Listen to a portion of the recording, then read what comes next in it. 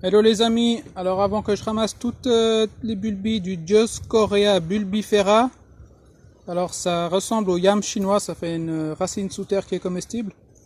Donc j'en avais déjà ramassé il y a un mois et là je vois qu'il y en a encore, alors je profite de faire une petite vidéo. Ça c'est ce que j'avais déjà ramassé.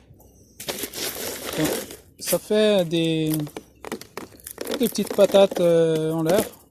Donc ça peut être invasif. Je vais vous montrer celle que j'ai retrouvée. Je vais juste prendre les ciseaux. Voilà. Je vais vous montrer. Alors j'avais oublié que j'en avais planté il y a quelques années vers ce kaki qui est plein de fruits. Là c'est un peu le bordel mais c'est en construction ici donc c'est pour ça. Bref, alors là je viens de trouver ça.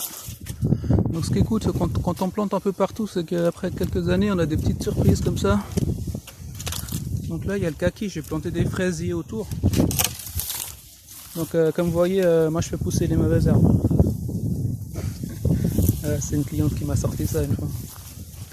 Mais ça m'évite de trop arroser, ça fait une couverture végétale 70% d'ombre, donc ça me couvre bien. Bon, retournons au yam. Alors là on voit ça fait une grande liane. En hiver elle disparaît, mais elle repousse chaque année. Ça fait une liane et ça fait plein de petites bulbilles comme ça autour. Donc là elle est montée jusque là en haut.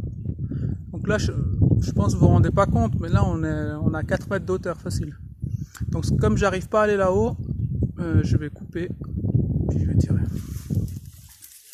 Non, je vais la couper là. Hop. Bon, il y en a plein qui vont tomber, mais c'est pas grave. Donc comme je disais, ça peut être invasif. Donc celles qui tombent, bah, ça pousse assez facilement, donc elles vont sûrement pousser. Mais généralement, les animaux, ils les mangent avant que ça pousse. Mais par exemple là, on dirait que ça a déjà commencé à pousser. Là j'ai déjà un petit quoi. Alors même deux. Alors même trois. Donc si elles tiennent l'hiver, l'année prochaine, bah, y aura une racine à tirer, puis on pourra la manger quoi. Mais tant mieux si c'est invasif, moi j'aime bien. Alors voilà, là, je vais essayer de tirer ça. Allez, viens là, attends.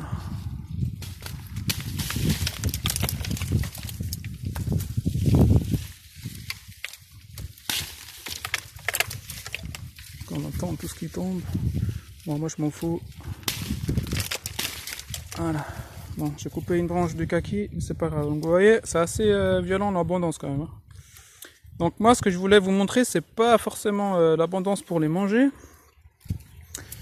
mais plus... Bon, je vais essayer de sortir de là sans me casser la gueule. Voilà.